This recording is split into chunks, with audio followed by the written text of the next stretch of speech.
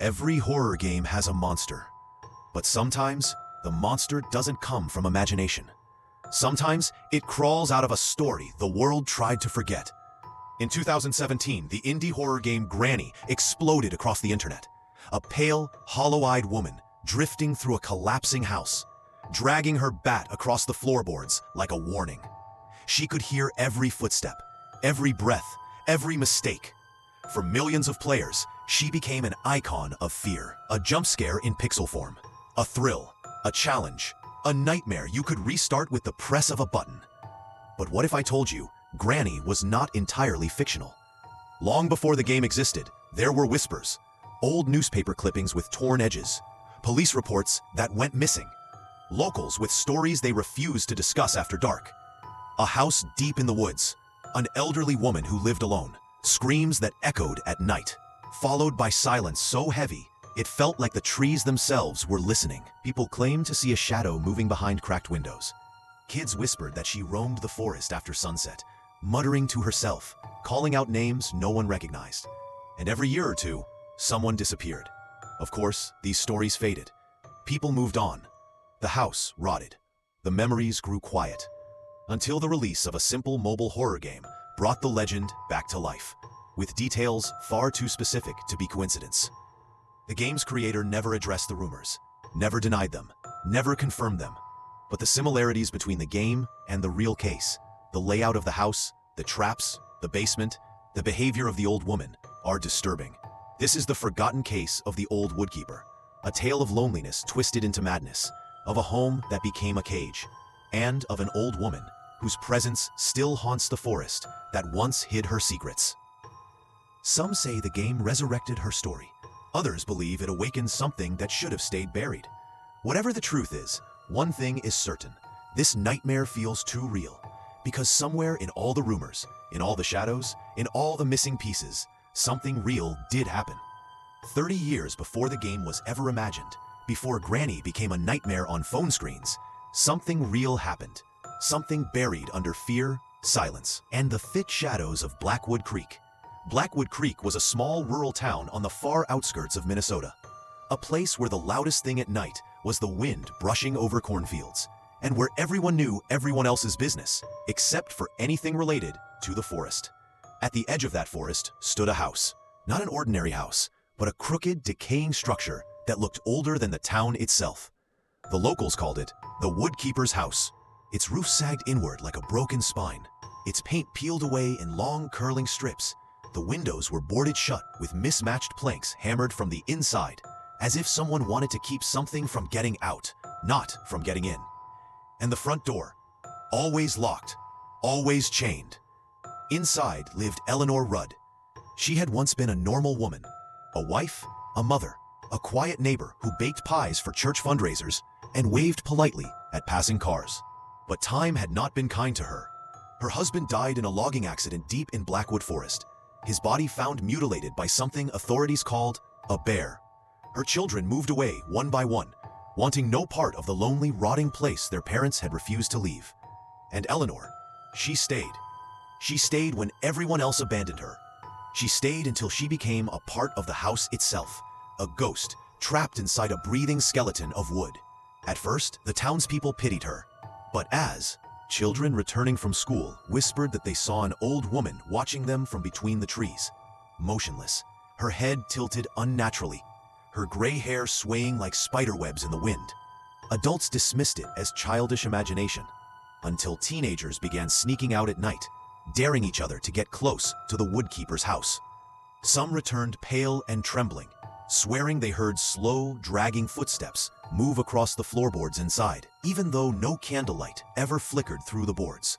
Others claimed they knocked on the door, once, twice, before something heavy pressed against the wood, breathing. One boy said he saw a hand, thin, veined, bony, slide under the crack of the door and claw at the air as he ran. No police officer ever investigated. No pastor ever blessed the home. No neighbor offered help. Everyone in town simply chose silence, a silence born from the kind of terror that only grows when no one speaks its name. By the late 1990s, the path leading to the house had grown over with weeds. The woods thickened around it like a cage of trees. And the house, Eleanor, and the strange happenings faded into local legend. But legends don't die, they wait. And what waited inside that house was still alive, or something close to alive. Because after all these years, people still claim that if you stand at the edge of Blackwood Forest on a cold night, you can hear Eleanor's voice whispering your name from inside the dark.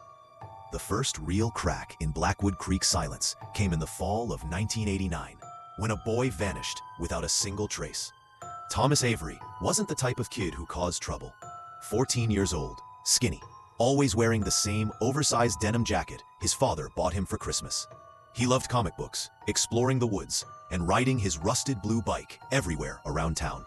On the afternoon he disappeared, the air was cold enough for breath to fog, and the leaves had turned the forest into a mosaic of dying colors.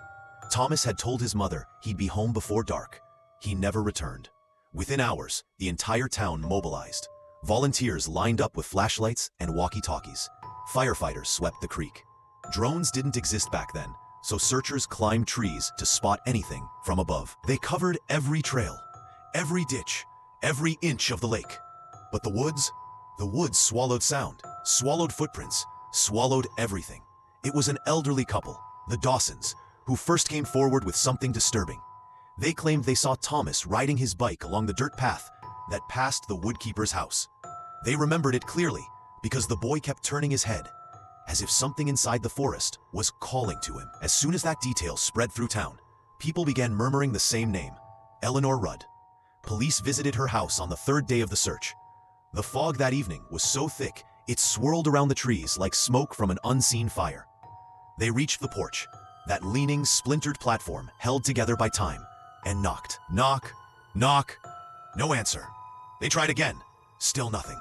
But then, from deep inside the dark house, they heard it.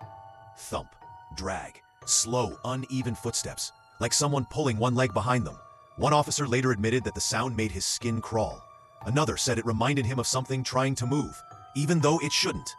Yet despite the hairs rising on the back of their necks, they chose the safest explanation. She's old, probably just slow. She doesn't want to open the door. They never forced entry. They never checked the basement. They never searched the backyard, where the soil had been freshly disturbed a month earlier. They left, and the house stayed silent again. 2 weeks later, the police called off the search. Thomas Avery's photos were taken down from lampposts. School held a moment of silence. His mother stopped cooking meals for the rest of the family because the kitchen reminded her too much of him. And the bike, that faded blue bike, was never recovered. The case was declared cold. Thomas became just another story, whispered between children who feared the woods. But the adults?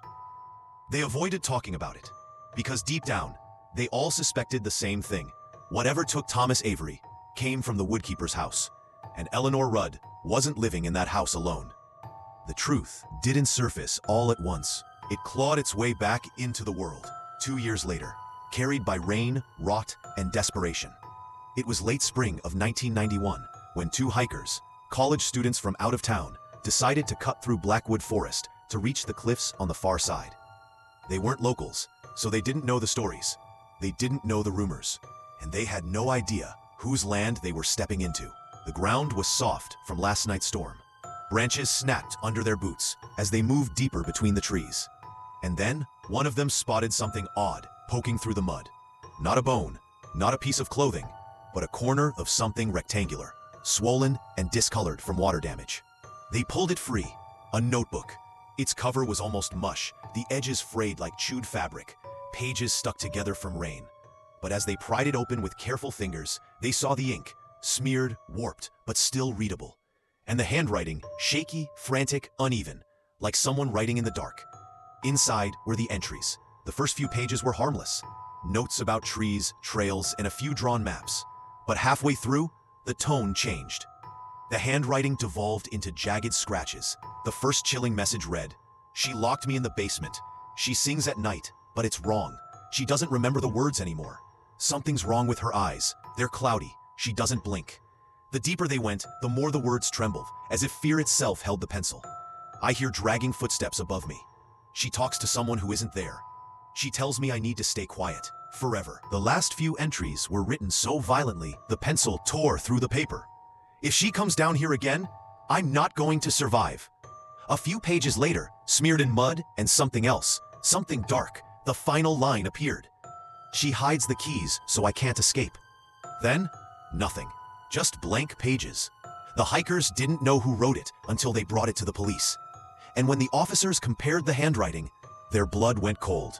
It matched Thomas Avery, the boy who vanished 2 years earlier. Now the town had more than rumors, more than folklore, more than whispers about an old woman living alone in a dead house. They had proof. Proof that someone or something had kept Thomas alive, at least for a while, and proof that he wasn't alone in that basement. Before the town could understand what happened inside that house, they had to understand the woman who lived there. Eleanor Rudd hadn't always been a monster in a nightmare story. Decades earlier, she was a quiet, gentle woman, a school librarian known for knitting scarves for children during Minnesota's harsh winters. Her husband, Harold, worked at a mill down by the river. They had 2 children, Luke and Mary. A normal family, a happy one. But everything changed on a freezing night in February of 1974. A truck hit black ice on Route 16 and slid across the road. Harold's car was one of the vehicles crushed in the collision. He and the children died instantly. Eleanor survived, physically, but something inside her fractured beyond repair. She withdrew from society almost overnight, quit her job, stopped answering her door, stopped speaking to anyone except the pastor. And even he said she seemed lost, like she was half here, half somewhere else. The doctors diagnosed her with severe paranoia and unresolved trauma, but Eleanor refused treatment. She retreated to the one place she believed she could still protect, her home. And that's when the transformation began. She boarded up every window in the house, not with clean-cut planks, but with crooked slabs of wood nailed unevenly in frantic bursts. She hammered metal sheets over the cellar door, installed padlocks on every room, and stacked furniture against the walls. Her neighbors joked she was preparing for the end of the world, but the truth was far more tragic. Eleanor believed someone, or something, was coming to take her away. Just like her family had been taken, she carried a wooden mallet everywhere, the same mallet Harold used for small repairs. She told the mailman it was for protection. She told the grocery clerk it was for keeping the voices quiet. Eventually, she stopped telling anyone anything at all. As the years stretched on, her behavior grew more disturbing. Children walking home from school claimed they saw Eleanor placing bowls of food outside her porch, whispering for Luke and Mary to come eat before it got cold. Adults heard her arguing with invisible people inside her home, shouting, sobbing, sometimes laughing in a way that didn't sound human anymore. At night, neighbors reported hearing knocks from inside the walls of her house, and Eleanor would answer them, softly at first, then in desperate, trembling whispers. Some said they saw her wander into the forest at dawn, humming lullabies meant for her dead children. Others swore she could be seen standing perfectly still for hours, staring at the tree line, like she was waiting for someone to come home. By the late 1980s, Eleanor Rudd wasn't just isolated. She wasn't just grieving. She was living in a world she created, a world where her family wasn't dead, a world where the walls could listen, and anyone unfamiliar was a threat, a world where locking someone in her basement might feel like keeping them safe. No one in town understood it then, but looking back, the signs were everywhere. Eleanor Rudd wasn't just losing her mind.